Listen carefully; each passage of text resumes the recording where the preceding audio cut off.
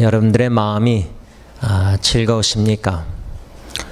마음의 즐거움, 오늘 이 마음의 즐거움에 대해서 좀 생각해 보려고 합니다.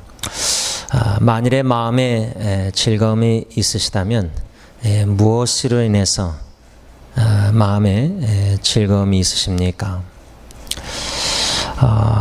전도서 6장 6절 보면은 성경은 이렇게 말씀합니다. 그가 비록 천년의 갑절을 산다고 하여도 즐거움을 누리지 못한다면 그것이 무슨 소용이 있겠는가? 결국 다 같은 곳으로 돌아갈 뿐이라. 여러분, 우리가 여기서 천년 사는 건 아니겠지만, 갑절을 사는 것도 아니겠지만, 100년, 이제 100살까지는 아마 이제 살 수 있을지 모르겠지만, 100년을 이 땅에서 산다 해도, 장수를 한다 해도, 마음에 즐거움이 없다면 무슨 소용이 있냐는 말씀입니다. 오래 사는 것보다 마음의 즐거움을 가지고 산다는 그 자체가 얼마나 중요한지를 우리에게 교훈해 주는 전도서 6장 6절 말씀이라 생각합니다.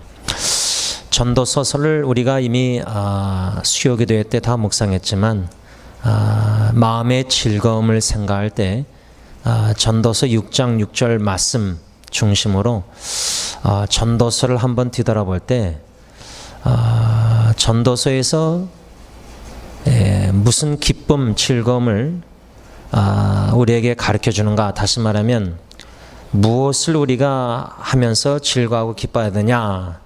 말씀들이 나오는데 간략하게 요약하자면 사람의 마음을 기쁘게 하는 것은 먹고 마시는 것, 수고함으로 낙을 누리는 것.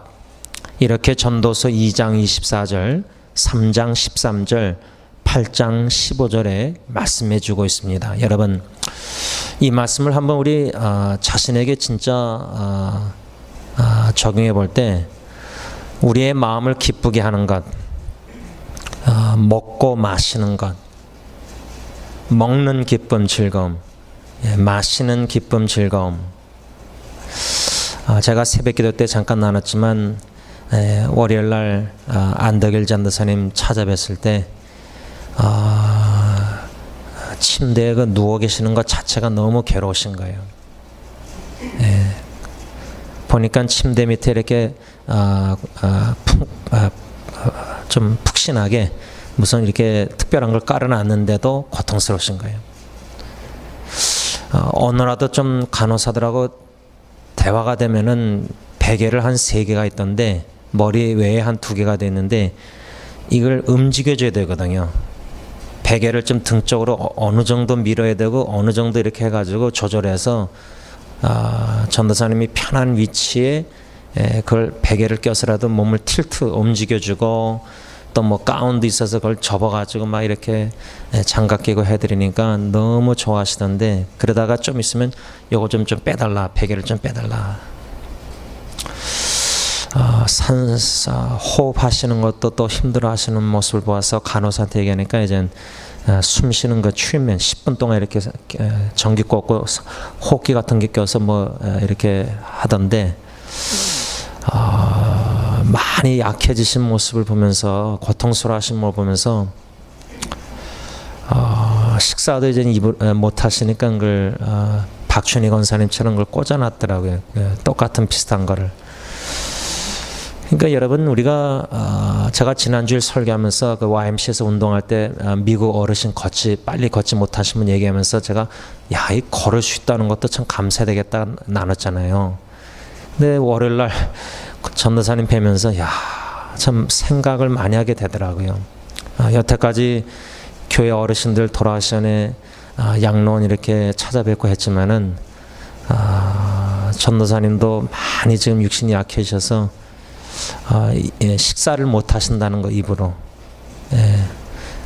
여러분 이 맛을 본다는 것 자체가 이게 얼마나 귀한지 모릅니다. 먹고 마시는 것 사람을 기쁘게 하는 것이다. 전도서 말씀. 그냥 쓱 지나갈 말씀이 아닌 것 같아요. 이렇게 양로 찾아뵙고 어르신들 보면서 식사 마음대로 못 하시고 마음대로 마시지 못하고 그래서 간호사한테 좀 아이스를 달라 그래서 제가 장인어른 장모님 하는 거 봤기 때문에 뭐 그 방석도 그렇지만 그 베개 아이스를 달라 그래가지고 전도사한테 넣어드릴까 하니까 넣어달라 그래서 이게 입으로 식사를 못하고 이렇게 하니까 제 장인어른은 입에 침이 막 생기니까 이게 입이 헐 수가 있어요. 또 막 입이 얼마나 괴롭겠어요. 상상 못하죠. 또 마르고 그래서 아이스를 넣어드리니까 이게 시원하잖아요, 그렇죠? 먹고 마시는 것 사람을 마음을 기쁘게 하는 것이다. 그 다음에 수고함으로 낙을 누리는 것. 이 세상의 자랑의 시편 말씀 슬픔과 수고라 그랬는데 수고하면서 낙을 누린다. 수고하면서 언제 낙을 누려요? 수고한 만큼 결과 열매를 맛보면 하나님 열매 맺게 해주시면 그 열매를 볼 때 기쁨이 있는 겁니다. 낙이 있는 겁니다. 이렇게 전도서에서 사람의 마음을 기쁘게 하는 것은 먹고 마시고 수고함으로 낙을 누리는 것, 이것을 전도서 말씀에서는 하나님의 선물이라고 합니다. 선물. 먹고 마시는 것 선물입니다. 하나님의 선물이에요. 우리에게 주신 선물이에요. 또 수고함으로 낙을 누리는 것 하나님의 선물이에요. 또한 선하고 아름답다. 이렇게 하나님의 관점을 우리에게 가르쳐주고 있습니다. 그러면 우리는 먹고 마시는 것, 수고함으로 낙을 누리는 것, 이게 하나님의 선물이구나, 감사해야 되겠구나, 겸손히 누려야겠구나. 이게 하나님 보시기에 선하고 아름다운 것이구나. 겸손히 누려야 된다. 왜? 누리지 못할 때가 반드시 옵니다. 뭐 다 안 올지 모르겠지만 우리가 이제 먹고 마시는 것도 마음껏 못할 때가 올 수 있습니다. 또 이제 수고하고 낙을 누리는 것도 이제 더 이상 수고 못해서 못 움직이고 누워있을 수밖에, 또 휠체어에 이를 수밖에 없을 날도 옵니다. 어둠 밤 시대니 주님의 일 하고 싶어도 못할 때가 온다는 말이에요. 몸이 약해지면. 제가 이 사람의 마음을 즐겁게 하는 것, 이 제목을 어디서 뽑았냐면 오늘 본문 잠언 27장 9절 보면 기름과 향이 사람의 마음을 즐겁게 한다. 사람의 마음을 즐겁게 하는 것, 그 말씀에 근거해서 이 주제를 좀 생각해 보고 싶었습니다. 왜냐하면 하루하루 살면서 마음에 기쁨이 있어야 되지 않습니까? 근데 근심, 걱정, 염려, 무거움, 심지어 상처, 슬픔 많은 세상에 우리 예수 믿는 사람들이 하나님의 말씀을 통해서 이 본문을 읽다가 9절에 사람의 마음을 즐겁게 하는 것이 뭘까? 물론 신구약에 많이 나와 있지만 제가 전도서에 지금 먹고 마시고 수고하며 낙을 누리는 것, 전도서 말씀에 근거해서 나눴고 잠언 14장 11절부터 한 7가지를 우리 마음이 즐거운 것, 언제 마음에 즐거움이 있는가 한 7가지로 묵상한 내용을 잠깐 다시 복습하는데요.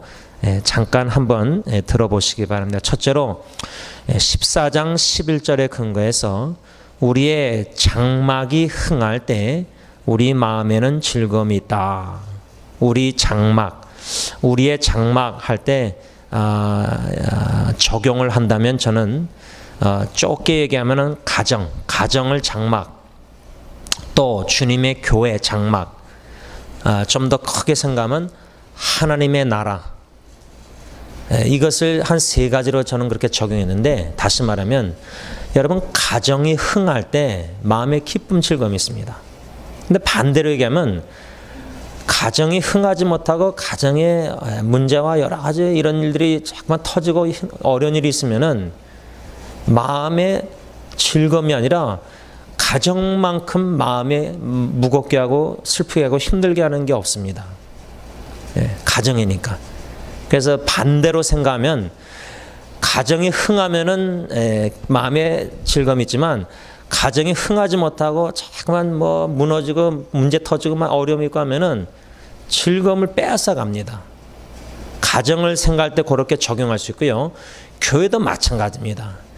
주님이 세우시는 역사를 경험하면서 교회가 흥할 때에 마음의 기쁨과 즐거움인데 교회가 다툼과 분쟁과 죄악된 이런 표출되면서 막 갈라지고 이러면은 마음의 기쁨이 없습니다.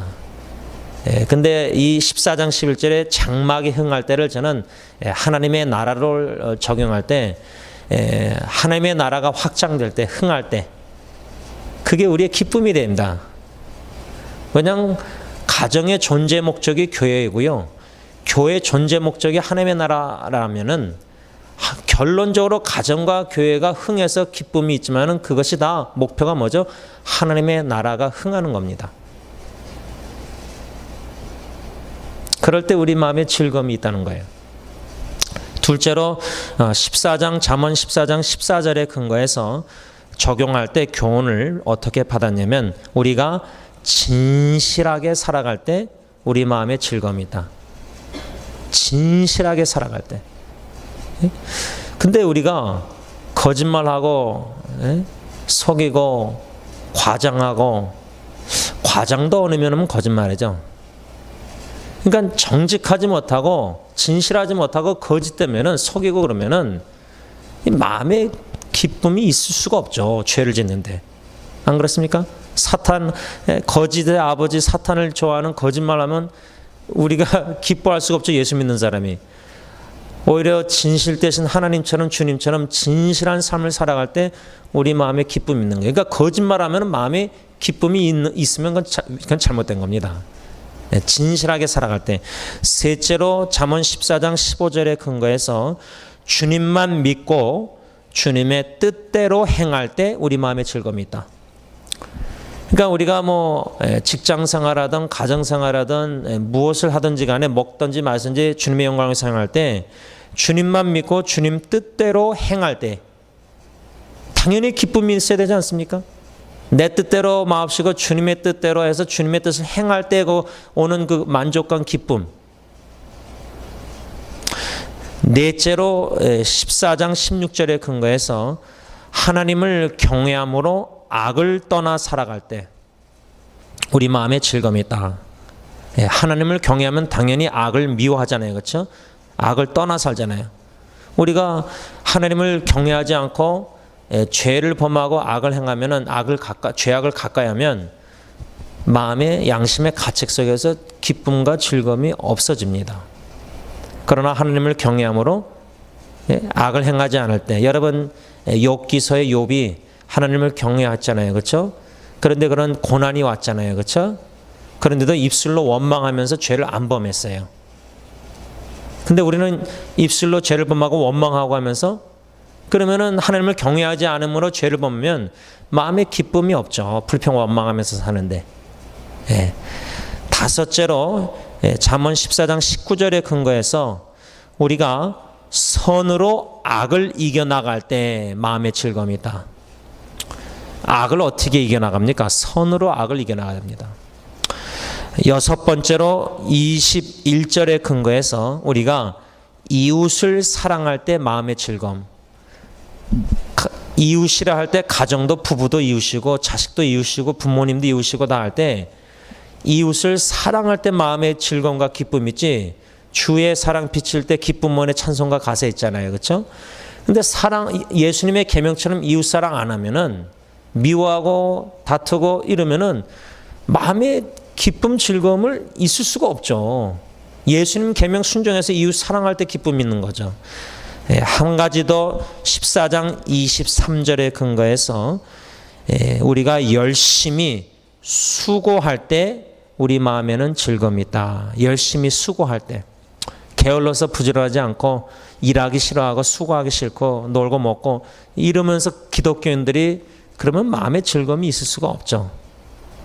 이렇게 잠언 14장 11절부터 23절까지 한 7가지로 우리 마음에 무엇을 행할 때 즐거움이 있는가, 어떤 일이 일어날 때 즐거움이 있는가 이렇게 묵상해 보면서 우리 자신에게 비춰볼 때 지금 전도서 6장 6절, 전도서 말씀, 또 잠언 14장 11절부터 말씀, 이렇게 전도서 잠언 두 책에 근거해서 마음에 즐겁게 하는 것, 우리 사람의 마음을 즐겁게 하는 것, 마음의 즐거움에 대해서 말씀들을 지금 교훈을 다시 한번 복습했는데 우리 자신에게 비춰볼 때 내가 먹고 마시고 수고하며 낙을 누리는 것, 하나님의 선물, 선하고 아름다운 것, 먹고 마시고 주님 안에서 수고하면서 낙을 누리자.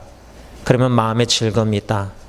또 잠언의 말씀에 근거해서 장막이 흥할 때, 가정과 교회가 하나님의 나라가 흥할 때, 진실하게 살아갈 때, 주님을 믿고 주님의 뜻을 행할 때, 하나님을 경외함으로 악을 떠날 때, 선으로 악을 이기고 이웃을 사랑하며 열심히 수고할 때 우리 마음에 하나님이 즐거움, 기쁨을 주신다. 어떻습니까? 이 말씀의 거울에 자신을 비춰볼 때 이 말씀대로 순종하며 살고 계시면은 상황이 지금 어떠하든 마음에 즐거움이 있을 겁니다. 그래서 여러분들은 주님 안에서 하루하루 신앙생활 여정을 인조할 겁니다. 그것이 막 뭐 주님의 일만 그게 아니라 일상생활에 먹고 마시고 일하고 가정생활하고 교회생활하고 뭐 전도하고 이웃사랑하고 주님의 뜻을 행하고 그냥 작은 일부터 작은 일부터 그냥 스쳐 지나가고 그냥 그랬던 거. 그러니까 우리가 참 마음의 즐거움을 찾을 것이 많은데 그냥 다 그러려니 그냥 가볍게 생각하는 것들이 많아요. 근데 건강을 잃어가지고 제대로 걷지 못하시고 누워 계시고 아파하고 먹지 못하시고 마시지 못하시고 마음대로 못하시는 분들 볼 때 그때서야 좀 생각을 하게 되는 거야. 걸을 수 있는 게 이게 감사하구나. 제가 이 식사 여기 음식 사러 갈 때마다 이 시각 장애인들 이 케인 들고 이렇게 걸어가신 분들 보면 저는 한번 이렇게 막 눈을 감아봐요. 안 보인다는 게 이게 얼마나 견딜 수 없을까. 제가 사랑하는 아내나 가족 식구나 사람들을 못 본다. 더 이상 상상이 되십니까? 그러니까 우리가 지금 우리 현재의 삶 속에 주님 안에서 감사할 것과 내가 마음에 기쁘고 즐거워할 것들이 얼마나 많은지 한번 찾아보세요. 작은 것부터. 오늘 27장 잠언 9절 말씀 중심으로 사람의 마음을 즐겁게 하는 것, 이 제목 아래 오늘 한 가지만 좀 묵상하면서 교훈을 받고자 하는데 27장 7절 다 같이 읽습니다. 시작. 배부른 자는 꿀이라도 싫어하고 줄인 자에게는 쓴 것이라도 다니라. 이 말씀 중심으로 우리 마음을 즐겁게 하는 것이 무엇인가 좀 생각하려고 하는데요. 여러분 우리가 즐거움 중에 빼놓을 수 없는 게 뭐죠? 이 먹는 즐거움입니다. 먹는 즐거움. 이게 먹는 게 즐거운 거예요. 제가 어저께 아이들 딜런예리 픽업하면서 도미노 피자라고 이제 저희 집 근처에 피자집이 있어요. 그냥 전화기 스마트폰으로 인터넷 웹사이트 들어가서 주문을 한 다음에 제가 아이들 데리러 가기 전에 먼저 피자집에 들려서 그 피자를 픽업해요. 돈 주고 사요. 그리고 애들 데리고 이제 집에 가서 그 두 아이들 이제 먹고 싶은 대로 먹어라. 그래서 라지 피자를 한 판을 시키는데 제가 여태까지 많이 시켰는데 어저께는 이거 한번 쿠폰으로 하면 좀 싸니까 이거 한번 시켜보자 그래서 버플로 치킨 피자를 샀는데 처음 먹어봐요. 처음 시켜보는데 야, 얼마나 이 타바스코 소스, 핫소스를 뿌려가지고 그 치킨, 닭 이렇게 버플로 매콤한 치킨을 위에 이렇게 치킨은 많이 안 놨던데 위에. 근데 냄새를 맡더니 예리가 차 안에서 이제 먼저 먹는 거야. 예, 이 배가 고프니까. 여러분 배가 고플 때요. 안 그래도 이 냄새를 맡는다. 냄새가 먼저 맡잖아요. 그러면 냄새가 맡으면 어떡하죠? 식욕이 생겨요. 막 더 웃긴 거는 이제 2시에 애들 그렇게 픽업해서 데려다 놓잖아요. 피자하고 집에 놔두잖아요. 이제 3시에 막둥이 데리러 가잖아요. 그럼 걔는 딱 차 타자마자 피자 냄새가 난대요. 그 얘는 아주 도가 그냥 얼마나 잘 맞히는지 몰라요. 피자 냄새가 난대요. 피자 이미 벌써 1시간 전에 집안에 놔뒀는데 또 키친 테이블에. 그래, 아빠가 피자 사놨으니까 가서 먹어라. 냄새를, 배가 고픈데 냄새를, 애들이 또 점심은 어쨌든 뭐 바빠서 예언이는 또 크리스천 클럽을 뭐 가는가 봐요. 근데 뭐라냐면 아주 깊이 안 들어간대요. 신앙의 깊은 뭐 그런 거 아니고, 예배 뭐 드리는 동아리가 아니고, 뭐 비디오 보고 뭐 그냥 식사할 때 기도하고 뭐 모르겠어요. 그런가 본데, 그러니까 점심을 못 먹는 거예요. 월요일 보니까. 예, 화요일인가. 그리고 그걸 냄새 맡으니까 얼마나 먹고 싶겠어요. 우리가 코로 냄새를 맡고 배고플 때 피자든지 맛있는 것을 입으로 또 이제 딱 여기 맛이 이제 테스트를 느끼잖아요. 감각이 있잖아요. 여러분 코나 입이나 냄새나 맛을 맡고 냄새를 맡고 감각으로 입술로 맛을 본다는 거, 이게 얼마나 우리를 만족하게 하고 즐겁게 합니까? 이 27장 7절에서 잠언 기자가 배부른 자는 꿀이라도 싫어하고 줄인 자에게는 쓴 것이라도 다니라. 지금 배부른 자와 줄인 자와 대조를 하고 있습니다. 근데 상식적으로도 이 말씀이 좀 공감이 되는 게, 배부른 자는 꿀이라도 싫어한다. 꿀. 여러분 꿀, 아리조나 꿀. 꿀 몸에 좋잖아요. 그렇죠? 잠언에 우리 송이꿀도 먹으라고 그랬잖아요. 그렇죠?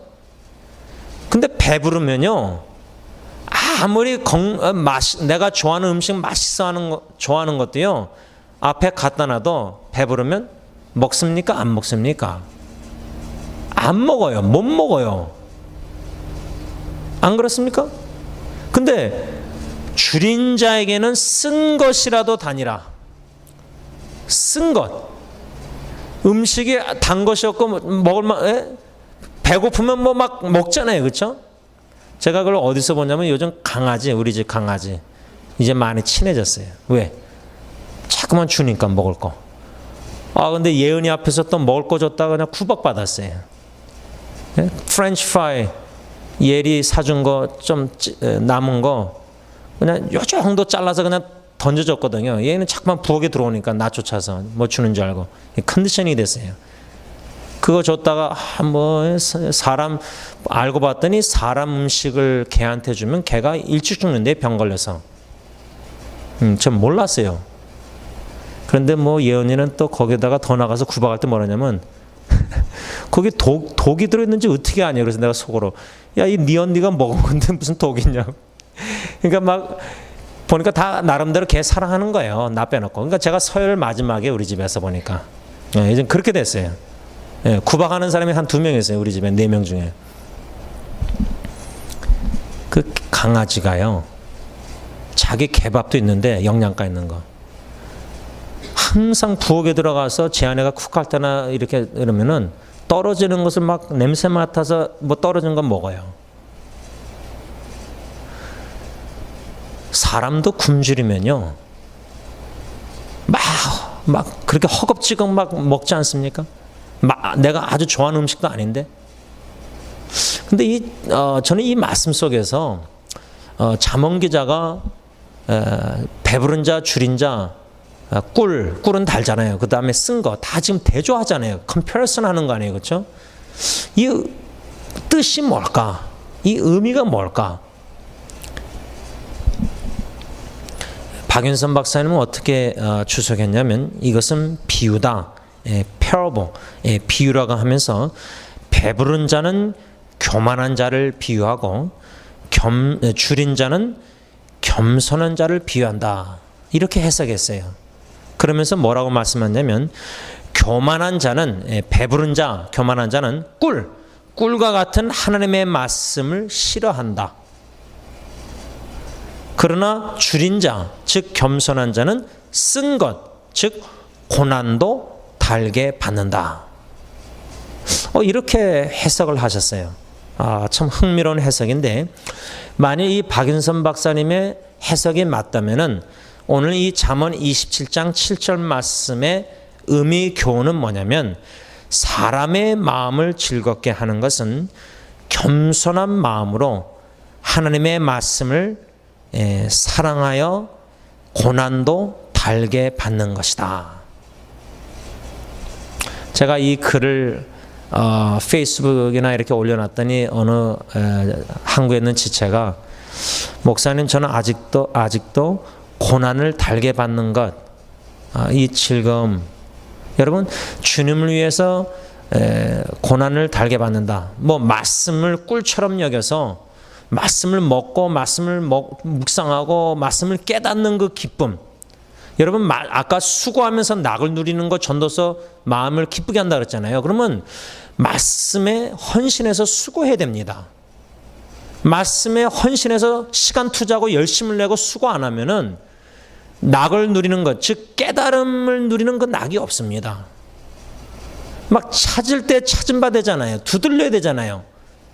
그 정도로 말씀에 헌신해서 굶주린 영혼처럼 말씀을 사모하는 마음으로 겸손한 자가 줄인 자가, 그렇죠? 말씀의 줄인 자처럼. 그래서 말씀을 깨닫고 그 말씀을 사랑하고 그러면서 믿음이 자라나면서 주님을 위해서 말씀 순종하면서 할 때 고난을 받을 때 그 고난을 달게 받는다. 그럼 믿음이 신앙이 성장됐으니까, 돼가고 있으니까. 근데 꿀과 같은 말씀을 잘 받아먹지 못하면 믿음이 안 자라나기 때문에 고난을 달게 못 받죠. 고난 받으면 왜 우리 의인이 고통을 당해야 됩니까? 하나님 불평 원망하게 되죠. 그러니까 이 두 가지가 같이 가야 되는 거예요. 이 박윤선 박사님 해석을 우리가 따른다면 먼저는 하나님의 말씀을 사랑해야 돼요. 그래서 겸손한 자가 줄인 영혼처럼 말씀을 사모해야 돼요. 굶주린 영혼처럼 말씀을 사모해야 돼요. 그래서 먹어야 돼요. 받아 잘 먹어야 돼요. 그럴 때 믿음이 자라나야 돼요. 그 결과 고난이 와도 달게 받는다. 주님의 고난에 동참하니까 이게 얼마나 기쁘고 즐거운 일인가. 여호와의 증인은 전도하다가 문밖에 그렇게 받으면 오히려 즐거워하잖아요. 사도들이 사도행전에 그랬잖아요. 그렇죠? 근데 여호와 증인들은 그러는데 우리 예수 믿는 사람들은 오히려 복음 전하든지 주님 말씀 순종하며 살다가 핍박, 고난, 어려운 역경, 욕먹는 거를 기쁘게 여기지 않아요. 안 그렇습니까? 이렇게 박윤선 박사님의 해석을 따르면 그렇게 적용할 수 있는데 저는 오늘 본문 잠언 27장 7절을 좀 달리 해석했어요. 박윤선 목사님하고 좀 달리 해석했는데 저는 이 7절 말씀에 잠언 기자가 초점을 맞추는 것은 줄인 자, 이 줄인 자는 자에게는 쓴 것이라도 달다 이렇게 했는데 줄인 자에 대해서 초점을 맞추고 있다 생각하는데 여러분 줄인 자에게 쓴 것을 줘도 달다고 그랬잖아요. 오늘 본문 7절 하반절에. 그런데 꿀을 주면 어떻게 하겠어요? 꿀을.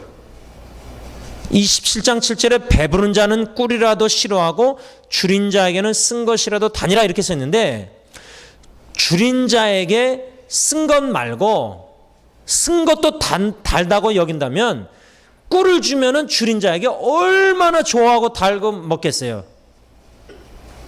그러면 꿀이라는 것을 생각할 때 저는 잠언에 우리가 이미 묵상한 24장 13절에서 14절 상반절 보면 현대인의 성경에 이렇게 번역해 놨습니다.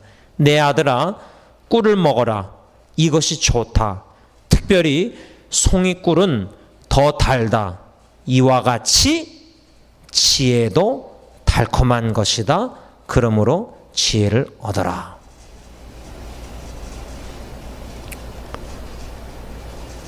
저는 첫 번째 오늘 교훈은 이 줄인 자, 줄인 자에게 쓴 것도 달다 그랬는데 줄인 자에게 꿀을 주면 얼마나 달고 좋아하겠습니까? 우리가 이 줄인 영혼, 꿀과 같은 이 꿀과 같은 지혜, 꿀을 지혜로 묘사했잖아요, 그렇죠? 지혜를 꿀로 묘사했잖아요, 그렇죠? 그러니까 우리가 하나님의 지혜를 얻을 때 우리 마음에 즐거움이 있다는 교훈이라 생각합니다. 결론을 맺습니다. 여러분, 이 땅에 우리가 하루하루 살아가면서 저는 이 수요기도회를 벌써 한 7, 8년, 9년 됐는지 모르겠는데 이 지혜, 성경에 나오는 지혜 책을 계속해서 묵상하고 있습니다. 그 이유는 이젠 제 자신이 이젠 지혜가 부족하니까 야고보서 1장 말씀처럼 지혜가 부족하면 후히 주시고 꾸짖지 않은 하나님께 구하라. 그래서 지혜를 구해야 되죠. 기도해야 되죠, 하나님께. 그럼 기도만 하면 끝인가? 아니라고 생각해요. 기도의 행동으로 지혜의 책들을 우리가 묵상하고 고민하고 씨름하고 또 순종하려고 노력하고 또 지혜로운 신앙의 선배님들의 책도 읽고 또 어드바이스도 듣고, 그렇죠? 그 여러 노력을 해야 되잖아요, 그렇죠?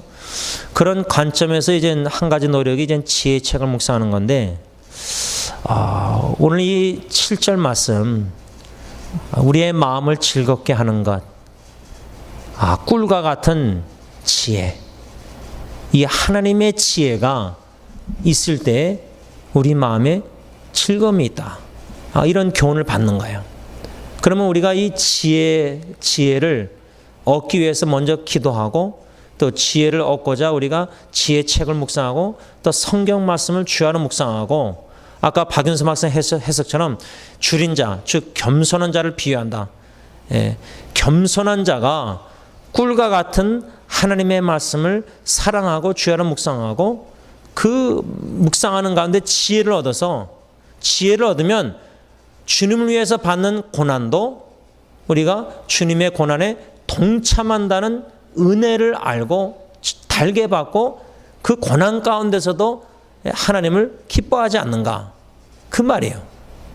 오늘 새벽기도 때 하박국 말씀을 묵상했는데 하박국 선자가 하나님께 호소하는 그 불평 컴플레인 보면은 하나님의 율법이 해이져서 영어로는 paralyzed, 마비가 되어서 정의가 저스티스가 실현이 시행이 되지 않고 있는 모습을 보면서 왜? 악인들이 너무 많아서 의인들을 둘러 에워싸니까 정의가 굽어지는 거예요. 지금 이 시대가 그러지 않습니까? 그런 시대에 하박국 선자가 하나님께 부르짖지만 기도응답이 더딘 거예요. 없는 거예요. 그런데 하박국 3장에 뭐라죠? 소양간에 이것도 없고 저것도 없고 이것도 없고 저것도 없고 다 없지만 나는 여호와 하나님으로 인하여 기뻐한다. 의인은 믿음으로 말미암아 살리라. 하박국에 나오는 말씀들 아니에요. 이 말씀을 통해서 지혜를 얻는 거예요. 제가 지금 큐티를 다 못 건넸는데 어저께 흑인 아이가 그 노스캐롤라이나 샬롯에서 시의회 단상에 올라와서 울면서 얘기했어요.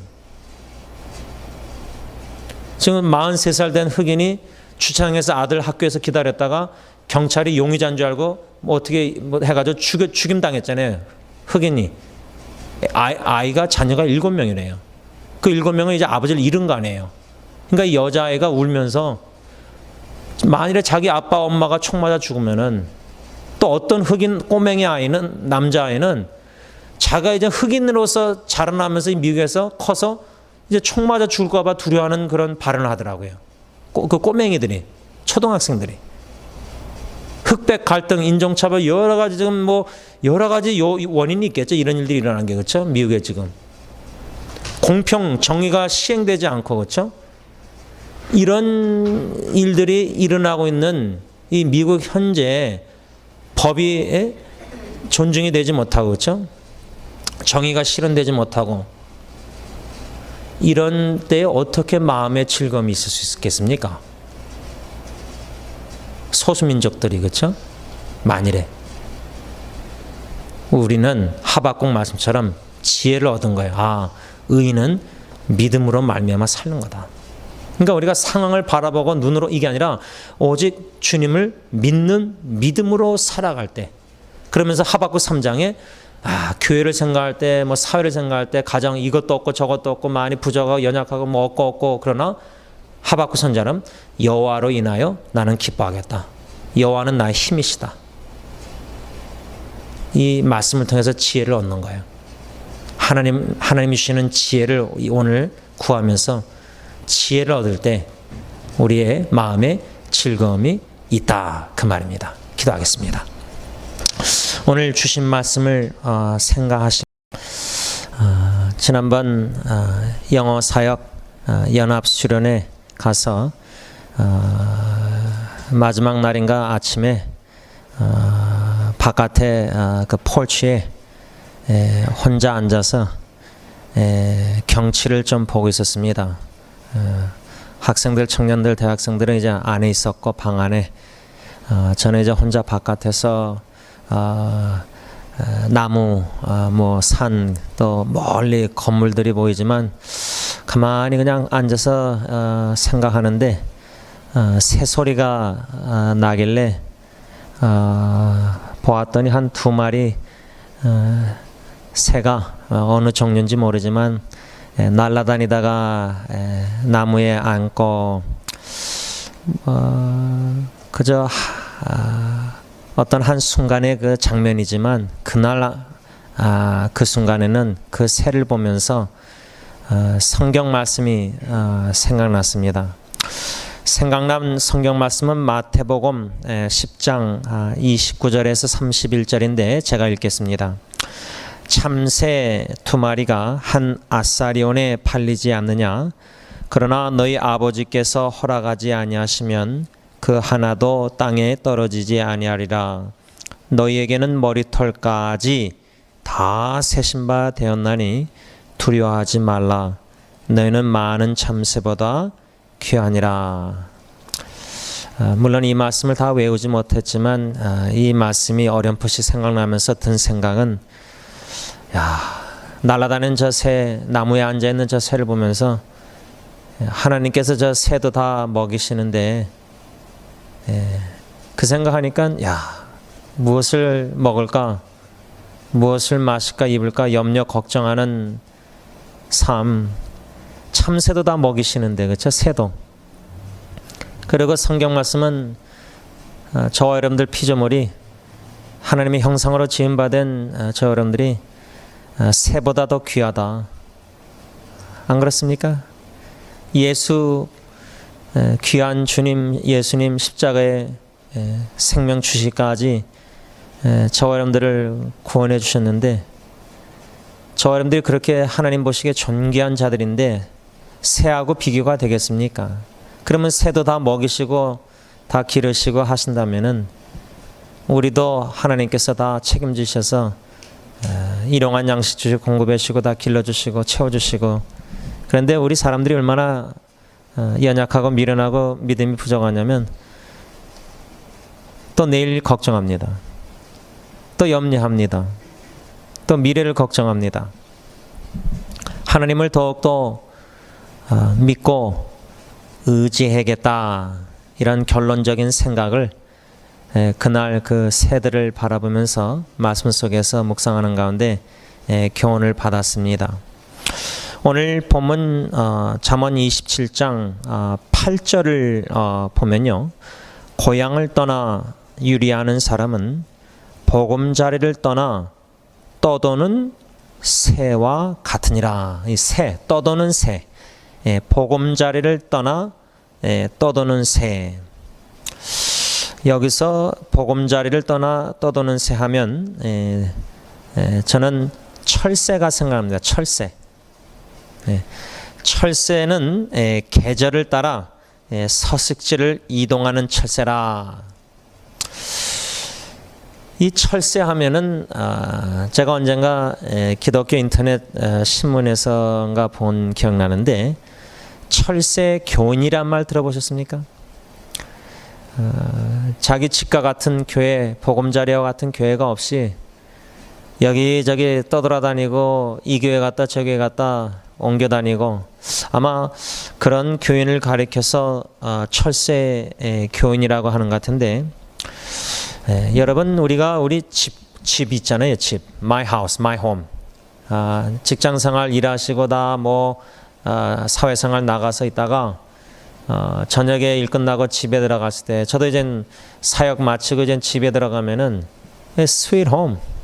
사랑하는 가족 식구가 있는 가정, 집, 내 집, my house, my sweet home. 얼마나 좋습니까? 그와 같이럼 교회도 내 교회, my church, 내 집과 같은 교회, 사랑하는 교회 식구들, 주님 안에서 서로 사랑하고 화목하고 사랑의 공동체를 세워가는 것, 얼마나 내 집과 같은 교회가 중요한지 모릅니다. 또 그러한 내 집과 같은 교회 있다는 것 자체가 축복입니다. 그런데 제가 주위에 이젠 가까운 사람들도 보면은 한번 교회를 옮기게 되면은 정착을 이렇게 10년, 20년 못 합니다. 3년, 5년 또 옮깁니다. 한번 옮기기 시작하면은 교회를 두 번째 옮긴 교회는 더 첫 번째보다 더 오래 못 있는 경우도 많이 있는 것 같아요.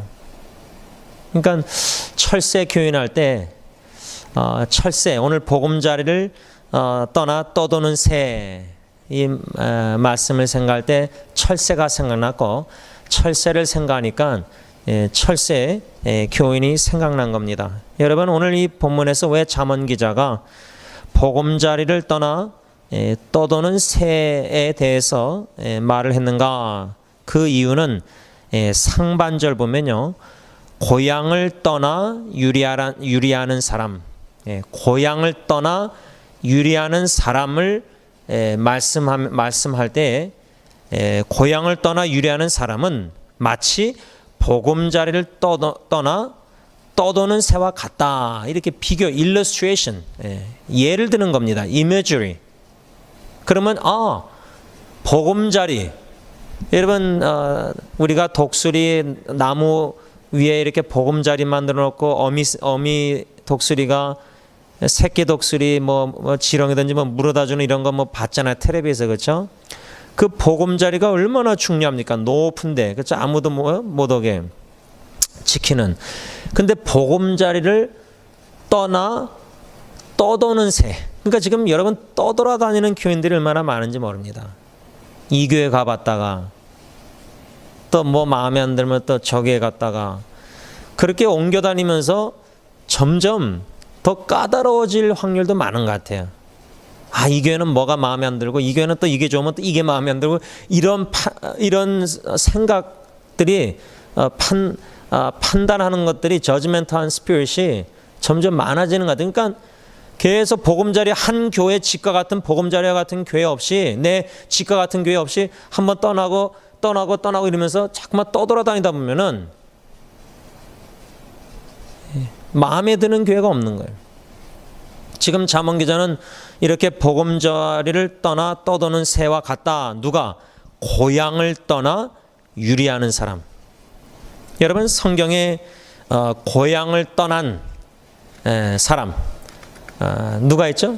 저는 고향을 떠나 유리하는 사람 생각할 때 창세기에 나오는 요셉이 생각났습니다. 요셉과 같은 경우는 자기가 떠나고 싶어서 떠난 게 아닙니다. 우리가 알다시피 17살 때 꿈을 2번이나 꾸고 아버지께 사랑을 받고 야곱한테 형들이 미워하고 더욱 미워하고 그러다가 형들 찾아러 갔다가 죽임을 당할 뻔하다가 구덩이 넣었다가 결국 팔려서 고향 가나안 땅을 강제로 형들 때문에 떠나게 돼서 애굽, 이집트로 간 거 아닙니까? 여러분 인간적으로 생각하면요. 17살 청소년 때 강제로 형들에게 죽임당할 뻔하다 미움당해서 고향을 떠나 아버지를 떠나 자기 남동생 베냐민도 떠나고 자기 고향을 떠나고 싶어서 떠난 게 아니라 떠날 수밖에 없는 강제로 떠나게 돼서 객지 생활 아니면 외국에 가서 거기서 살다가 어떻게 됐죠? 110살에 죽었어요. 그러니까 17살에서 110살, 고향에서는 17년 살고요. 외국에서 그렇게 오래 살다가 죽은 거 아니에요. 제가 12살 때 이제 이민 왔으니까 이제 36년이 지났거든요. 37년 돼가는데 태어난 고향 한국보다 미국에서도 오래 살았어요. 그렇죠? 뭐 저는 좀 그런 개념이 잘 없는데 한국에서 유학 왔다가 여기 정착한 어느 집사님 만났는데 10년 됐는데 아직도 여기서 소수민족으로 그 이방인이라는 느낌, 그런 느낌을 좀 받고, 이방인으로서 뭔가 이 사회에서 이렇게 사회생활을 한다는 게 아니면은 그런 이방이라는 것을 느끼는가 봐요. 소수민족으로. 그렇죠? 우리가 뭐 백인이 아니고 예를 들자면 요셉이 17살 때 고향을 강제적으로 떠나게 돼서 애굽에서 그렇게 이집트에서 오래 살다가 110세에 죽었는데 그는 다시 고향으로 못 돌아왔습니다. 근데 나중에 맹세시켜가지고 뼈를 그러니까 살아서 돌아온 게 아니에요. 언젠가 고 최분남 집사님 가정 이야기를 하실 때 이젠 그 당시에는 이제 자녀가 먼저 둘이 죽고 셋째 분이 죽기 전이었는데 남편도 객사하셨다. 여러분, 객사 마치 아버지 어머니가 집을 나가서 뭐 일하시든지 어디 가셨다가 못 돌아오신 거예요. 그래서 제가 그 최분남 집사님 그 남편 객사하셨다는 말씀 듣고 지금 작년에 우리 고 김동유 집사님 돌아가셨을 때 양로원의 식구들이 다 윤장님도 다 모여서 교인들도 예배드리다가 기도하다가 돌아가셨잖아요. 여러분, 그래서 식구들한테 사랑하는 식구들이나 교회 식구들 둥글하게 이렇게 둘러서서 임종한다는 거, 식구들 앞에서 마지막 숨을 쉰다는 거, 그것도 예배드리다가 찬양 뭐 기도하다가 이게 보통 이게 참 저는 그렇게 깊이 생각 안 했었는데 객사하는 거하고 뭐 집에서 죽는 거하고 또 그것도 식구들, 사랑하는 식구들이 다 보는 앞에서 잠든다. 이게 참 사모해야 될 축복이 아닌가. 자녀들은 우리 엄마 아빠 임종 못 봤다고 막 울고 그러잖아요. 계속 병원이든지 양론에 지키다가 딱 없을 때 돌아가셨을 때 막 너무 마음 아파하잖아요. 그러니까 고향 하면은 사랑하는 가족 식구가 있다는 거예요. 오늘 본문 잠언 27장 8절에서 고향을 떠나 유리하는 사람은 보금자리를 떠나 떠도는 새와 같다. 요셉이란 인물이 생각나지만 저는 21세기에 고향을 떠나 유리하는 사람들 하니까 생각나는 사람들이 바로 실향민입니다. 실향민.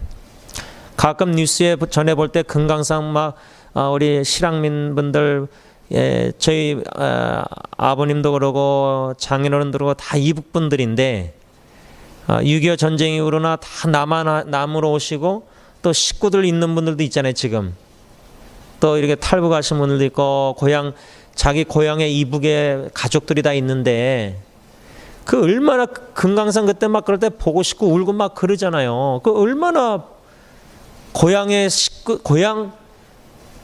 가서 살고 싶다. 아마 대한민국에 계신 분들이나 미국의 뭐 딴 나라 이렇게 실향민들 분들 북한에 가서 살고 싶다. 그런 분들은 거의 없을 거예요. 그렇죠?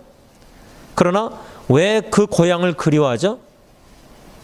거기에 가족 식구들이 있든지 가족 식구들이 다 죽었어도 거기에 추억이 있는 겁니다. 추억. 여러분 이민 생활 이렇게 오래 하시다 보면은 미국에 살다 보면은 나이 드시면서 어르신들이 제 친구는 지금 저랑 동갑인데도 이제 나이가 나중에 은퇴하면은 한국 가서 마지막 인생을 살다가 죽고 싶대요. 그러니까 참 희한하죠. 여기서 거의 36년 이렇게 오래 살았는데도 나이가 들면은 고향이 그리운 거예요. 거기다 친구들도 어릴 때 왔으니까 다 어디 있는지도 모르고 그러는데, 그렇죠? 한국, 고향. 또 교포들이 한국 뉴스나 한국에 대한 관심이 얼마나 많습니까? 제가 요즘 라디오 코리아 거기서 3시 15분부터 4시 반까지 한 4-5명이 모여가지고 여러 이야기, 정치나 여러 가지 이야기를 해요. 제가 운전하고 오면서 가끔 듣고 흥미로워서 듣는데, 오늘 같은 경우는 새벽 3시에 제가 깨가지고 나오는데 새벽 3시 15분인가도 하더라고요. 그 재방송인지. 제가 그런 걸 듣는 이유가 고국에 대한 관심이 있기 때문에 그래요.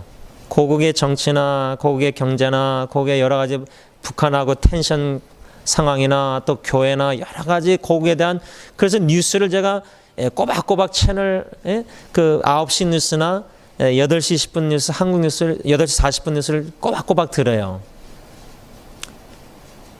저같이 어릴 때 미국에 온 사람도 그런데 어르신들은 오죽하겠어요? 고향 한국 생각할 때.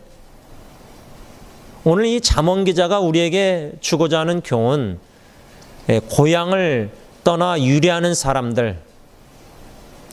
근데 우리가 지난주에 마음을 즐겁게 하는 것 첫 번째로 7절 말씀 중심으로 배부른 자는 꿀이라도 싫어하고 줄인 자에게는 쓴 것이라도 다니라, 이 말씀 속에서 결론적으로 우리가 지난주에 마음을 즐겁게 하는 것 무엇이냐? 첫째, 꿀과 같은 지혜, 하나님의 지혜. 우리가 하나님의 지혜가 있고 점점 더 지혜로워지면은 마음에 즐거움이 있습니다. 슬픔 많은 죄악된 세상에 지혜가 결핍하고 부족해서 미련해서 자꾸만 죄를 범하면 우리가 마음에 기쁨이 없습니다. 또 미련하게 행동하고 말하고 함으로써 참 마음에 평안함이 없고 즐거움이 없을 수 있는데, 지혜가 있으면은, 그래서 지혜를 사모하고 더욱더 지혜를 기도하고 지혜의 말씀을 묵상하고 우리가 꿀과 같은, 송이꿀과 같은 지혜를 사모해서 지혜로워지면은 마음에 즐거움이 있다. 이것을 이제 지난주에 첫 번째 교훈으로 배웠고, 오늘 이 8절 말씀에 근거해서 두 번째로 마음을 즐겁게 하는 것, 고향이 있다는 사실. 우리가 돌아갈 고향이 있다는 것, 이게 우리의 마음을 즐겁게 한다, 그 말입니다. 그러면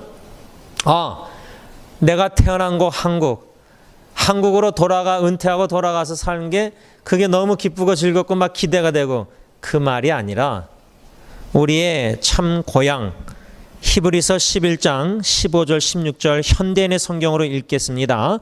그들이 떠나온 옛 고향을 생각하고 있었다면 돌아갈 수도 있었을 것입니다. 그러나 그들은 더 나은 하늘이 있는 고향을 그리워하고 있었습니다. 그래서 하나님께서는 그들의 하나님이라고 불리는 것을 부끄러워하시지 않고 오히려 그들을 위해 한 성을 마련해 주셨습니다. 우리가 개역개정으로는 그들이 나온 바 본향을 생각하였더라면 돌아갈 기회가 있었으려니와 그들이 이제는 더 나은 본향을 사모하니 곧 하늘에 있는 것이라. 여러분, 믿음의 장 히브리서 11장의 믿음의 사람들, 더 나은 본향, 하늘에 있는 것 사모했다. 여러분, 천국 가는 거, 하늘나라 가는 거 사모하십니까? 우리의 마음이 있는 곳에 거기 보화가 있다는데, 우리 보물이 있는 곳에 우리 마음이 있다는데, 우리 마음이 이 땅에 있습니까? 지금 천국의 하늘나라에 있습니까? 이 땅에서 염려, 근심, 걱정하고 발버둥 치고 막 살려고 하는데, 분주하게 하루를 살아가면서 우리 마음이 너무나 이 세상의 땅의 일들로 너무 마음이 분주하고 뺏겼어요. 그래서 저는 의도적으로 우리 교회 돌아가신 어르신들을 그리워하고 추억하고 새벽기도 시간에 생각하면은 추억이 떠오르잖아요. 그렇죠? 또 그분들의 마지막 순간들, 잊혀지지 않는 장면들이 기억나잖아요. 그런 마음에 보고 싶은 그림이 생기잖아요. 그러면 그분들을 보는 게 어떻게 되죠? 나도 죽어서 주님 오시든지 내가 죽어서 천국 가서 만나는 거예요. 고인들을 사랑하는 신앙의 선배님들, 어르신들 생각할 때 사랑하는 분들, 내 마음이 기도하면서 그리워하면서 천국에 가 있는 거예요. 의도적으로라도 그렇게 노력 안 하면은 그냥 뭐 하루하루 그냥 이 땅의 일들로 그냥 살다가 막 분주하게 이 땅의 일도 충실히 열심히 해야 되지만 우리는 믿음의 조상들처럼 더 나은 본향. 그래서 찬송은 뭐죠? 저 높은 곳을 향하여 날마다 나아갑니다. 이 땅에 우리가 잠시 거쳐가는 겁니다. 잠시란 말이 길어야 100년, 120년. 그게 긴 것 같아도요. 천국에서 영원히 산다는 그 영원한 관점으로 100년, 120년 이 땅을 생각하면은 글쎄, 점 하나. 이 땅에서 100년 사는 게 점 하나. 상상이 안 되죠. 영원한 천국에서 하늘나라에서 사는 영원한 관점에서의 이 땅에서 100년, 120년 삶이 점 하나인데 점 하나 가지고 막 그냥 100년, 120년 살면서 근심 걱정 염려하면서 그냥 이 땅에 이거저거 치다가 여러분 마음의 천국화를 이루면서 천국의 간절한 사모하는 마음과 믿음의 절제는 사모하는 마음이 있어야 되잖아요. 소망이 있어야 되잖아요. 희망, 기대. 주님 만난다는 거. 저는 천국 생각하면 제일 첫째가 뭐예요? 얼굴과 얼굴을 맞대고 보리라. 고린도전서 13장. 영광스러운 거룩한 몸을 입고 주님 얼굴과 얼굴을 맞대고 볼 것이다. 여러분 주님 보고 싶지 않으십니까? 주님 십자가에 벌리신 팔에 품 안에 안기고 싶지 않습니까? 천국의 하늘나라에 가고 싶은 제일 첫 번째가 이 땅의 고통과 슬픔, 눈물 이걸 피하고자 회피, 그게 아니라 보고 싶은 예수님, 그리운 예수님, 사모하는 예수님, 얼굴과 얼굴을 맞대고는 고린도서 13장, 그 말씀 성취되는 그날을 학수고대하지 않습니까? 그래서 사도 요한처럼 요한계시록 마라나타 주여 어서 오시옵소서, 그거 아닙니까? 이 땅에 사는 게 너무 힘들고 어려워서 빨리 죽었으면 좋겠다, 천국 가고 싶다, 이런 생각도 많이 들 수 있겠지만 그보다 보고 싶은 예수님, 그리운 예수님, 주님과 영원히 하늘나라에서 영광스러운 몸을 입고 산다. 주님 보고 싶어서 하늘나라 사모. 두 번째는 저는 저 높은 곳을 향해 찬송가할 때 2절에 죄 많은 이 세상, 로마서 7장처럼 사도 바울이 죄를 지키 싫고 마음의 법 따르고 싶은데 육신의 법이 또 있어서 내 안에 죄가 죄를 짓게 만들잖아요. 그렇죠? 근데 저 높은 곳을 향하여 찬송가 2절, 비록 이 죄 많은 곳에 살지만 우리 마음은 죄가 없는 것. 여러분 상상이 됩니까? 죄가 없고 죄를 짓지도 않고 죄를 질 수도 없고 죄를 알지도 못하고 죄가 없는 영원한 하늘나라 거룩한 영광스러운 것. 물론 그 다음에 눈물, 고통, 슬픔이 없고 죽음이 없고 그렇죠? 질병이 없고.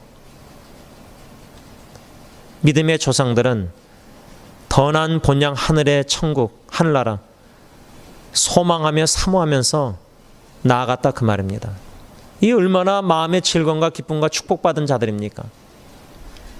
찬송가 235장 새 찬송가 보면 보아라 즐거운 우리 집 밝고도 거룩한 천국에 거룩한 백성들 거기서 영원히 영광에 살겠네. 앞서간 우리의 친구들 강명한 그 집에 올라가 거룩한 주님의 보좌 앞 찬미로 밤낮을 즐기네. 우리를 구하신 주님도 거룩한 그 집에 계시니 우리도 이 세상 떠날 때 주님과 영원히 살겠네. 우리의 일생이 끝나면 영원히 즐거운 곳에서 거룩한 아버지 모시고 기쁘고 즐겁게 살겠네. 거기서 기쁘고 즐거운 집에서 거기서 영원히 영광에 살겠네. 주님 안에서 우리가 돌아갈 영원한 고향 천국, 그 간절한 사모하는 마음과 기대와 소망을 가지고 살아가는 천국 백성들의 마음에는 기쁘고 즐거움이 있습니다. 이 땅에서 천국 생활, 천국에 가면은 완전한 영광스러움 머물 때 성령 충만할 거 아닙니까? 그 천국에서의 종말론적인 성령님이 예수 믿는 자들에게 침투해서 우리 안에 지금 거하시는 거 아닙니까? 그래서 예수님이 천국의 계명, 하나님 사랑, 이웃 사랑, 이중 계명 주셨지 않습니까? 성령의 열매 사랑, 하나님 사랑, 이웃 사랑 하면서 사랑하면 할수록, 순종하며 하나님 사랑, 이웃 사랑, 천국 계명 순종하며 성령인 듯 살아가면 살아갈수록 내 마음이 천국화 이루어지는 겁니다. 천국 생활 부분적으로 하는 거예요. 풀리 충분히 하는 건 아니지만 부분적으로 하는 거예요. 그런 삶을 가정에서 재현하고 교회라는 공동체에서 재현해 나갈 때 우리 그룹이, 공동체가, 하나님의 자녀들이, 거기가 바로 천국입니다. 제가 잊히지 않는 거는 신학교 동문 목사님, 마지막 사모님 이젠 다 병원에서 안 돼서 포기하고 이젠 교회 담임 목사님 섬길 때 그 교회 본당 그 목양실에 침대에 사모님이 누워 계셨어요. 그러다가 마지막 이제 동문들이 갔을 때 이제 숨을 거두셔서 이제 벤차가 와서 이제 가방에 시신을 넣고 가져가는 걸 봤는데, 목사님이 사모님의 그 질병과 고통 속에서 살아생전에 목양실에서 누워 계실 때 그 교회 주일날 애들이 얼마나 돌아다니고 떠들겠어요. 근데 사모님이 그랬대요. 여기가 천국 같다고, 천국. 우리가 애들 막 떠돌아다니고 막 시끄럽고 귀찮잖아요. 근데 사모님의 입장에서는 거기가 천국이래요. 저는 그게 잊히지 않아요. 주님이 계신 곳, 주님의 형제자매들, 하나님의 백성들이, 교회 식구들이 주님의 사랑으로 서로 사랑하면서 예배, 친교, 교제, 교회 안에서 공동체, 어린이나 어른이나 남자나 여자나 뭐 부자나 가난한 자나 다 그리스도 안에서 하나가 돼서 예수 믿고 변화돼서 그 공동체, 사랑의 공동체 화목한, 그게 천국 생활 아닙니까? 결론을 맺습니다. 여러분, 오늘도 수요일날 직장생활 또 이민생활 이렇게 바쁘고 또 여러 가지 하시다가 늦은 시간에 수요기도에 올라와서 찬양 또 말씀 받고 기도하고 피곤하고 여러 가지 힘드실 텐데, 피곤한 이민생활에 하루하루 채바퀴 돌듯이 직장생활이나 모든 게 되풀이되고, 거기보다 또 나아질 기미보다 가정이나 여러 가지 삶 속의, 직장의 삶 속에 인간관계에서 어려움과 고통, 힘든 일들, 또 어르신들은 점점 몸이 나약해지시고 질병, 고통, 또 양로원, 중환자실, 이머전시, 심지어 죽음, 장례식, 슬픈 눈물, 이 땅에서 참 여태까지 이런저런 일들을 많이 겪었지 않습니까? 이것은 우리 집이 아닙니다. 한국이나 미국이나 여기가, 이 세상이 우리 고향이 아니란 말입니다. 이 사실을 먼저 절실히 깨달아야 됩니다. 여기가 천국인 줄 알고 여기서 평생 살아보려고 그냥 몸부림치면서 성공해서 집이나 차나 뭐, 저는 그 마이클 잭슨 그 사람 뭐 죽었지만 뭐 그때 신문에 보니까 여기서 뭐 아주 늙지 않으려고 무슨 뭐 돈 투자해가지고 무슨 유리관 같은 데 들어가서 막 입고 막 그런 거 제가 본경나는데, 이 땅에서 100년, 200년 살아서 뭐합니까? 1000년, 만년 살아도 뭐합니까? 이 땅은 결코 우리 고향집이 아닙니다. 우리가 가야 할 고향집은 하늘나라 천국입니다. 믿음의 조상들처럼 더 나은 본향을 사모하는, 옛 본향을, 고향을 떠나 더 나은 고향 본향을 사모하며 저 높은 곳을 향해서 나아가는 자, 그 마음에는 기쁨과 즐거움이 있다, 그 말입니다. 그 축복, 은혜가 충만하기를 여러분들에게 있기를 간절히 바랍니다. 이 시간 우리 찬송가 200, 여러분 주위에 여러분 생각할 때 참 좋은 친구다, 이 친구랑 같이 있으면, 시간 보내면 즐겁고 기쁘고 참 귀한, 하나님이 주신 나에게 귀한 인복이라고 생각하는 친구 한 두세 사람이라도 있으십니까? 제가 얼마 전에 책을 사서 읽은 것 중에 하나가 욥기서를 어떻게 읽어야 하느냐, 이렇게 한국말로 번역하면 그런 책인데, 제가 욥기서에 관한 책을 관심을 가지고 읽으면서 이제 몇 가지 생각하고 고민하고 깨닫게 된 것들이 있는데, 그 중에 하나가 욥의 친구들. 이 욥이라는 사람은 어떠한 친구들이 있었는가?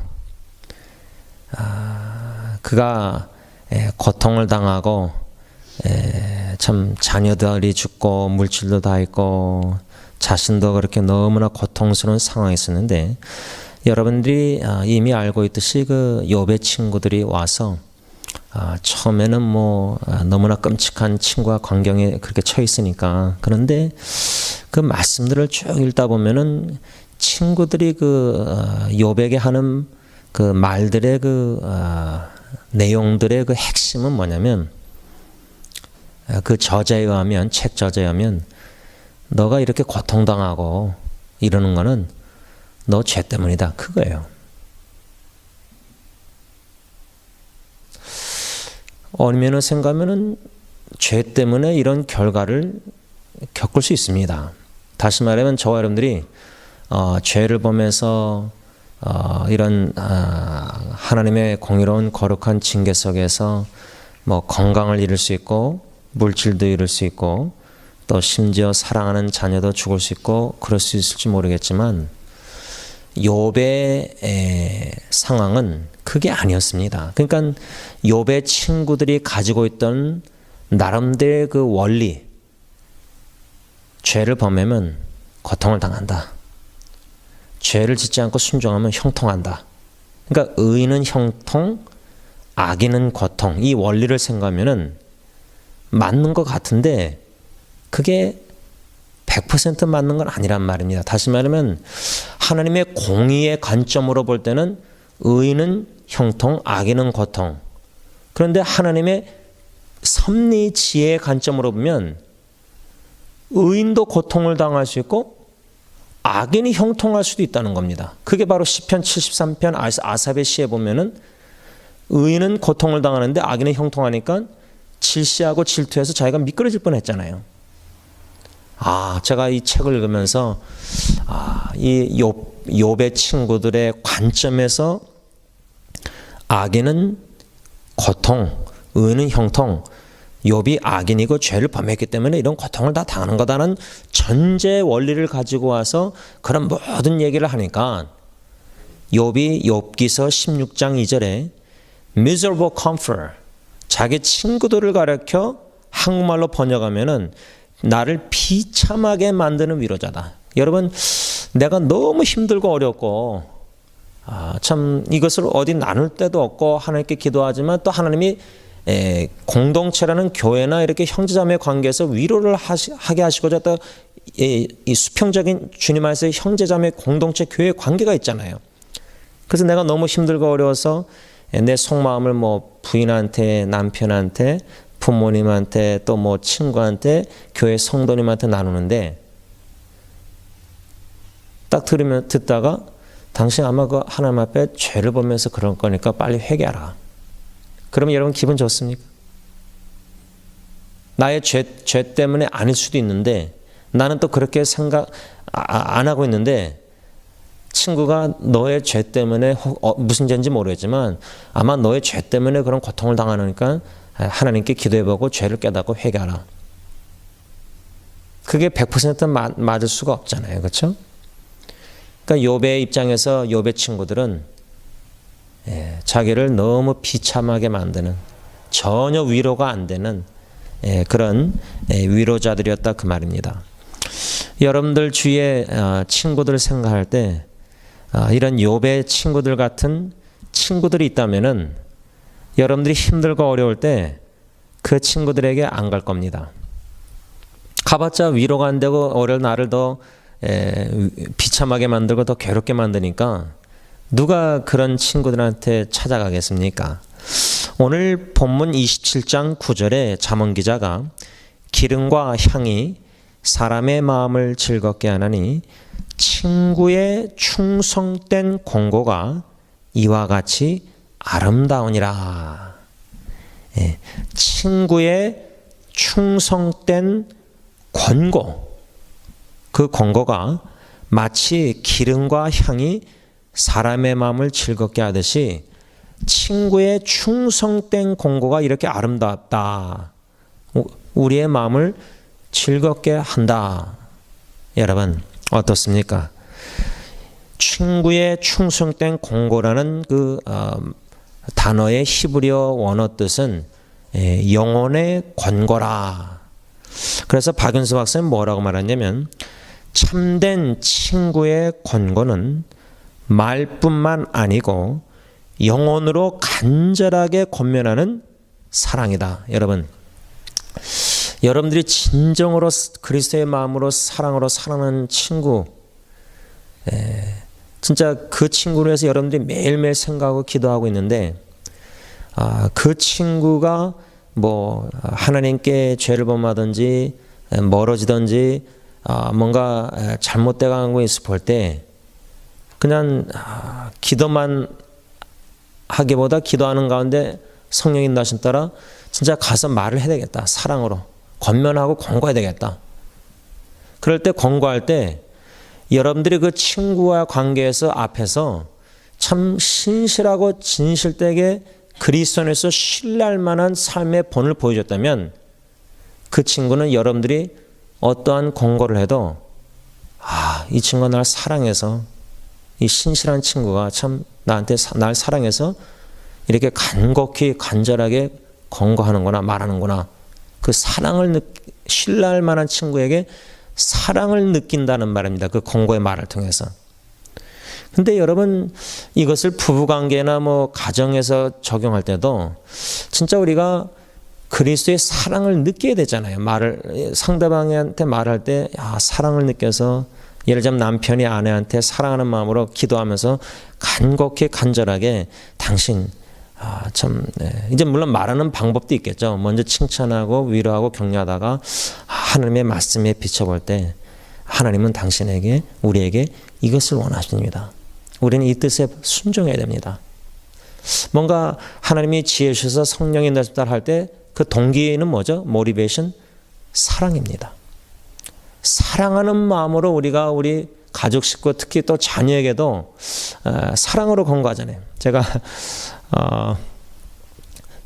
막둥이 예은이를 이젠 월요일날 레슨 학원에서 픽업해 오면서 이젠 그 이슬람에 대해서 좀 제가 얘기했어요. 왜냐하면 차 안에 이슬람 전도지가 있었는데 이제 지난번에 우리 교회 와서 그 전도 세미나 한 샘유 목사님이 이젠 이슬람 전도지도 만들고 여호와 증인 전도지도 만들고 우리 교회 있는 전도지 외에도 그래서 우리 교회 주부에다가 좀 넣으려고 한 30장 40장 가져왔거든요. 그래서 그게 차 안에 있으니까 이제 예은이가 볼 수 있잖아요. 그래서 이제 이 이슬람에 대해서 제가 좀 얘기를 했는데 이 아이가 이제 학교에서 한국 선생님한테 아마 들었나 본데 성경책이 코란경에서 나왔다는 거예요.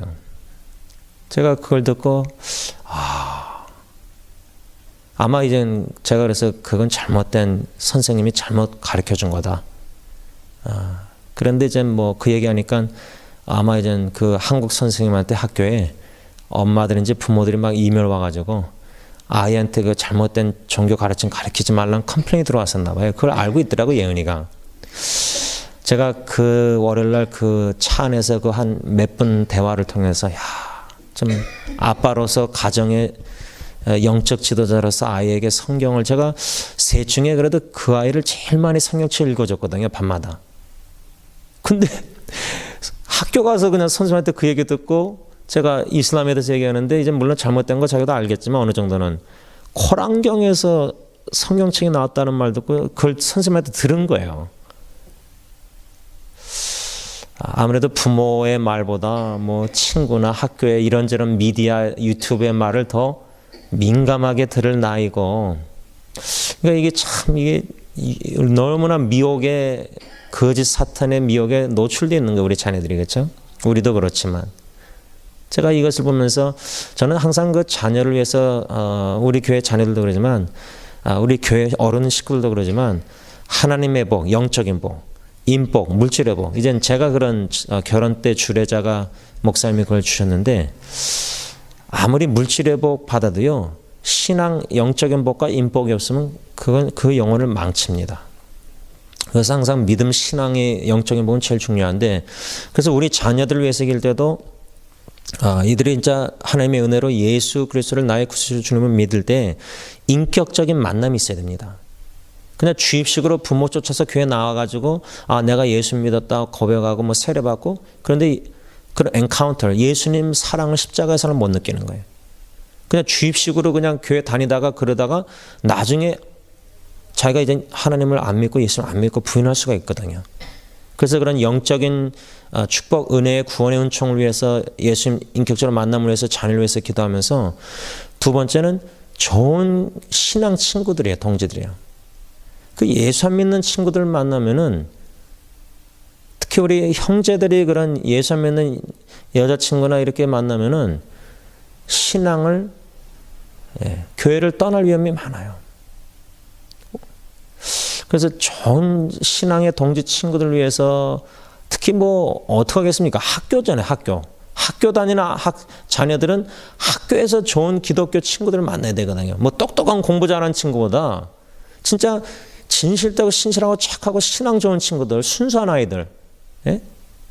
근데 너무 이상하게 많거든요. 별의별 아이들. 그러니까 그게 염려가 되니까 기도를 안 할 수가 없는 거예요. 오늘 이 잠언 기자가 9절에 친구의 충성된 공고, 참 영혼으로 간절하게 사랑으로 친구에게 권고해주는, 이것이 아름답고, 이러한 친구가 우리 자녀들에게 있을 때, 또 저 어른들에게 있을 때, 그런 신앙의 동지가 있을 때 우리 마음이 기쁠 수밖에 없다는 거예요. 제가 이 설교를 준비하면서 생각난 그 기독교 웹사이트가, 제가 이제 일주일에 여러 번 들어가서 영어로 이제 쓴 아리꺼들이 많아요. 특히 이제 청소년, 우리 좋은 아리꺼만 있으면, 기사가 있으면 제가 그걸 주소를 복사해가지고 우리 영어 사역 페이스북 그 그룹 채링에다 거기다가 포스트를 해요. 옮겨놔요. 그때 제가 이 설교 준비하기 전에 뭘 올렸었냐면, 영어로는 true friendship, 진정한 친구랄까, 진정한 우정이랄까, 영어로 쓴 기사에서 true friendship, 진정한 우정이랄까, 이 제목의 기사가 있었는데, 그 기사 내용을 읽어보니까 성경 구절은 잠언 27장 6절, 친구의 아픈 책망은 충직으로 말미암는 것이나 원수의 잦은 입맞춤은 거짓에서 난 것이니라. 이 성경 구절에 근거해서 이젠 저자가 아리꺼 글을 쭉 썼는데, 이 말씀의 성경 구절에 근거해서 이 글을 쓴 사람이, 우리가 진정한 친구이신 예수님과 같은 친구를 보내주시길 하나님께 기도해야 되겠다.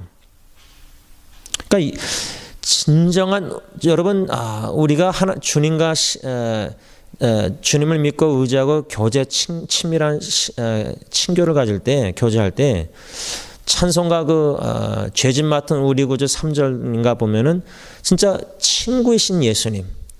여러분, 예수님이 주님이시지만, 그리스도 주님이시지만 나의 친구 되신 예수님. 어떻습니까? 여러분, 친구에게 마음을 터놓고 나누듯이 예수님, 주님께 속삭이며 기도하고 대화하고 나누고 마음의 것을, 그렇죠? 그 찬송 부를 때 어쩔 때 저는 나의 친구 되신 예수님이란 그게 어쨌든 참 큰 위로가 될 뜻이에요. 또 내 주위에 그런 친구들이 다, 여러분, 진정한 친구, 내가 힘들고 어려울 때 알 수 있다 그러잖아요. 근데 다 떠나가는 거예요. 예수님 잡힐 때 다 도망가잖아요, 제자들. 우리가 힘들고 어려우면 친구들도, 가까운 친구도 멀리해요. 저 친구가 혹시 나에게 재정 도움을 청하지 않을까? 저 친구가 나에게 뭐 이런. 그 이기적이 되고, 그러니까 이렇게 그럴 때 외로울 때가 있잖아요. 그때 나의 친구 되신 주님, 그런 주님과 친구의 교제를 하고 있으면서 그 축복과 은혜를 누리고 힘을 얻고 위로를 받으면 내 자녀도 친구들하고 어울리지 못하고 친구도 잘 새기지 못하고 또 소극적이고 샤이하고 뭐 여러 종류의 자녀들이 있는데 또 친구 많은 자녀들도 있겠죠.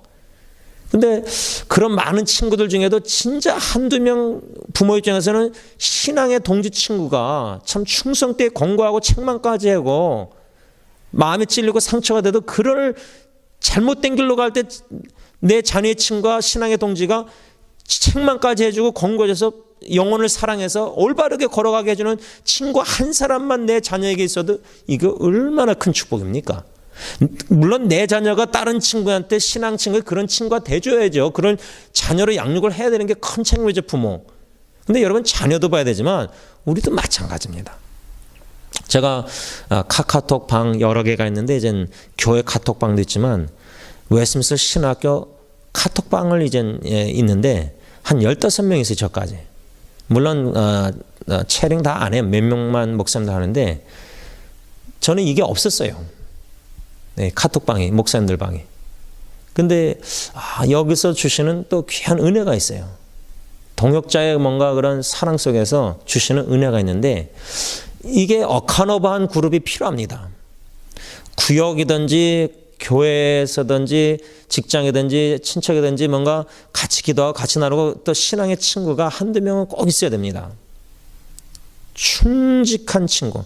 그래서 제가 이 아리 거 읽으면서 예수님과 같은 친구를 보내주시기를, 이건 뭐 자녀뿐만 아니라 우리도 기도해야 되거든요. 그러면서 진정한 친구이신 예수님과 같은 친구에 대하여 5가지를 말합니다. 근데 이 목록이 저는 좀 다가와서 좋아서 영어 사역에다가 올려놨는데 제가 한국말로 번역을 해봤어요. 네, 제가 첫째로 5가지 읽어드리겠습니다. 첫째로, 당신을 사랑으로 상처를 입힐 수 있는 친구들을 위하여 기도하십시오. 사랑으로 여러분들에게 상처를 입힐 수 있는 친구를 위해서 기도하라. 어떻습니까?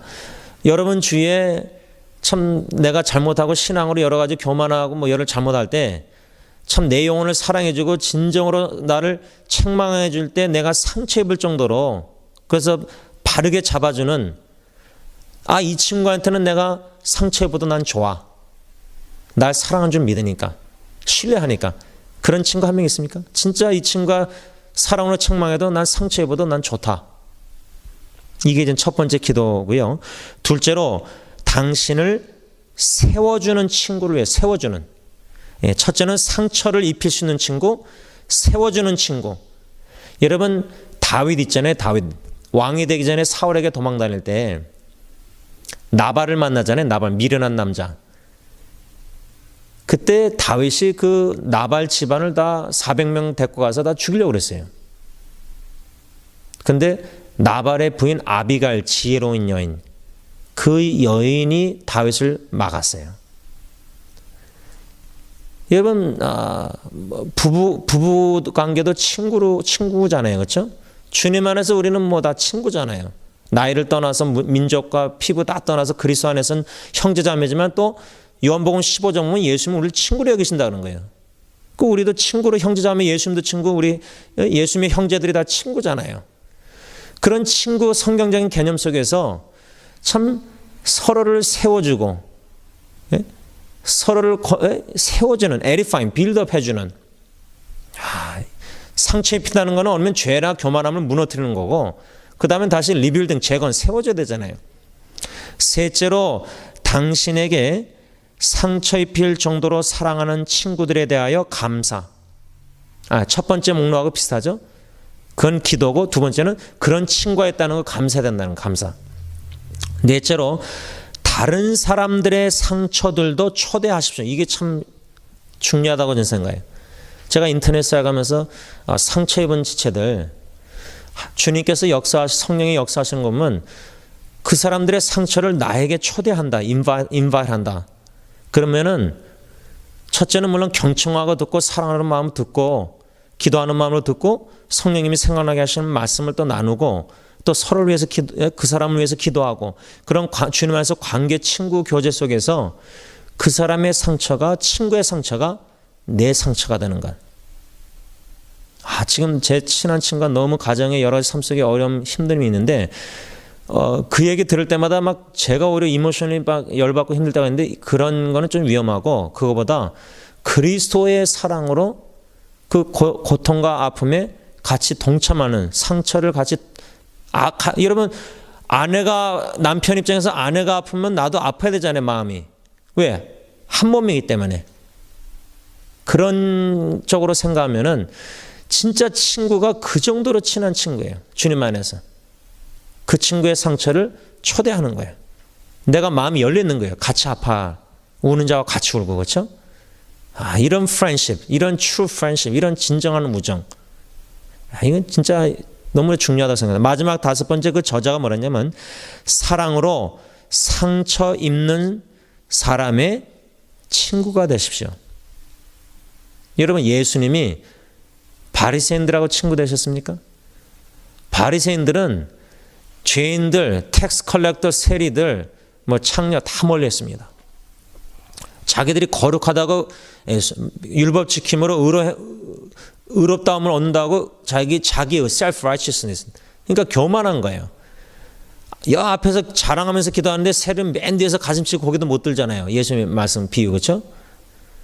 근데 바리새인들은 그 사람들의 친구 안 됐어요. 세리나 이런 텍스 다 안 됐어요. 근데 예수님은 삭개오, 세리, 창녀 오히려 바리새인들을 예수님이 진정 막 책망했지.